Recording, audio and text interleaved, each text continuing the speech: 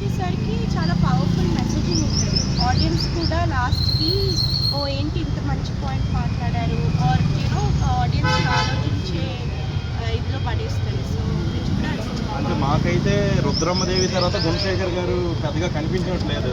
అంటే రెస్ట్ తీసుకున్నారా లేకపోతే ఫుల్ స్టాప్ పెట్టారా అనేది మాకు తెలియదు. ఇప్పుడు ఫోరేన్ చూసే తర్వాత మీ టీం కడిగి చెప్పారు ఇది గుణశేఖర్ గారి ఫిలిం అని. నేను అప్పుడే అన్నాను గుణశేఖర్ గారి ప్రమోషన్లు ఎందుకు, అదే టోకేలో ఉన్న అల్లు అర్జున్ గారు జస్ట్ ఓ పోస్ట్ పెడితే అయిపోయింది కదా అని అనుకున్నా.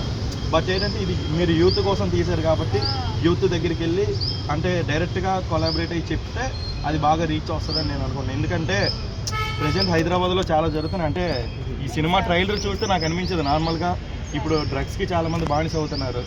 సో నాకు తెలిసి ఈ మూవీలో దాని నుంచి బయటకు రావడానికి ఎలా ఉండాలి, అంటే ఎలాంటి ప్రికాషన్స్ తీసుకుంటే బయటపడతాం అనేది యుఫోరియాలో చూపిస్తారని నేను ట్రైలర్ కట్లు చూస్తే అంటే పెర్ఫార్మెన్స్ అంటే సినిమాలో డెబ్యూ ఇచ్చిన వాళ్ళు ఉన్నారా లేదా అనేది నాకు విషయం తెలియదు.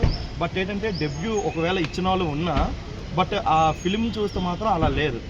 అంటే ఏంటంటే ఒక ఎక్స్పీరియన్స్ కనిపిస్తుంది. అంటే ట్రైలర్లో చూస్తే ట్రైలర్ కట్ చూసాను, స్టార్టింగ్లో చూసాను. అంటే క్రౌడ్ ఎక్కువ ఉంది. బట్ ఆ క్రౌడ్లో ఎవరిని క్యాప్చర్ చేయాలి ఎవరు క్యాప్చర్ చేయగలదు అనేది మనకు తెలియదు. అంటే డెబ్యూ వాళ్ళు ఉంటే ఒక హీరో మెగాస్టార్ ఉంటే మెగాస్టార్ చూసి మిగతా వాళ్ళు ఇగ్నోర్ చేస్తారు. బట్ ఈ సినిమాలో అందరు ఫ్రేమింగ్ కనిపించిన కొన్ని ఫేసెస్ మాత్రం అలా అంటే ఎక్స్ప్రెషన్స్ బట్టి అవి క్యాప్చర్ చేసి మా చూస్తుంటే ఓకే ఇతను హీరో అయ్యి ఉంటారేమో అంటే నేను ట్రైలర్ చూశాను.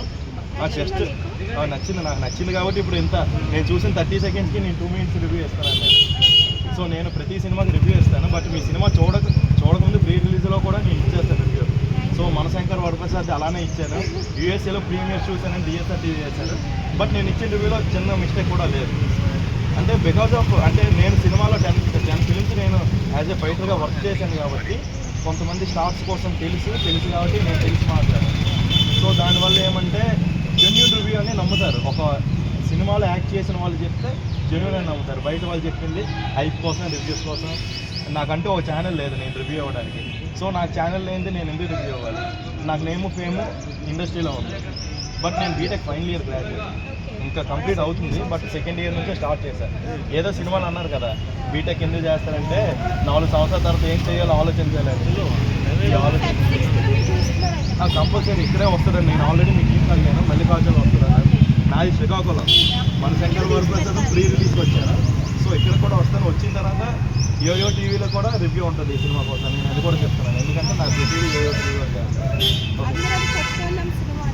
అదే నేను అదే అంటున్నాను. డెబ్యూ ఓకే డెబ్యూ అని తెలిసినా అక్కడ డెబ్యూ అనేది స్క్రీన్ ప్రెజెన్స్లో తెలియదు అని నేను చెప్తున్నాను. Okay all the best. అదే ఎక్స్పీరియన్స్ అనేది ఇప్పుడు అదే మన టాలెంట్ బట్టి ఉంటుంది. అది డెబ్యూ అయినా ఒక ఎక్స్పీరియన్స్డ్ క్యాండిడేట్ అయినా ఆ సినిమా అతనికి అదే ఫస్ట్ టైం. అంటే ఇంతకుముందు 100 సినిమాలు చేసినా ఈ స్టోరీకి ఇదే ఫస్ట్ టైం.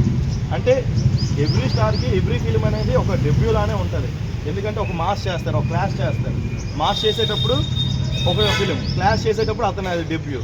సో ఇది కూడా అంతే. అంటే యాక్టర్లో ఒక ఎక్స్ప్రెషన్ ఒక క్యారెక్టరైజేషన్ అంతా వచ్చిన తర్వాత అది డెబ్యూ ఫిలిం అయినా ఎక్స్పీరియన్స్ ఫిలిం అయినా అది చేసే ఎక్స్ప్రెషన్స్ బట్టి మనం ఇచ్చే క్యాల్కులేషన్ బట్టి అది మాస్ ఆడియన్స్కి క్లాస్ ఆడియన్స్కి ఎలా మ్యాచ్ అవుతుంది అని దాన్ని బట్టే ఉంటారు. బికాజ్ ఆఫ్ నేను ఒక్కొక్క సినిమాలో ఫస్ట్ ఇండస్ట్రీకి రావాలంటే ఎలా వెళ్ళాలో తెలియదు. Okay thank you.